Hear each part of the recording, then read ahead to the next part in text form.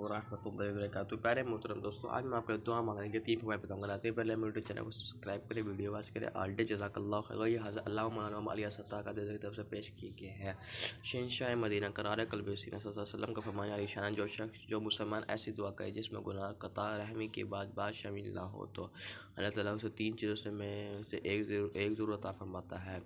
اس کی دعا کا نتیجہ جلد ہی اس کی زندگی میں ظاہر ہو جاتا ہے۔ دوسرا، اللہ تعالیٰ اللہ عز و جل کو کوئی مصیبت اس بندے سے دور فرما دیتا ہے، اس کے لیے آخرت میں بھلائی جمع کر جاتی ہے۔ ایک بات میں ہے کہ بندہ جب آخرت میں اپنی دعاؤں کا ثواب دیکھے گا، جو دنیا میں مستجاب میں قبول نہ ہوئی ہوگی، تو بندہ کرے گا کاش دنیا میں کوئی بھی دعا نہ ہوتی، قبول نہ ہوتی۔ سبحان اللہ العظیم، سے میں دعائیں مانگنی چاہیے۔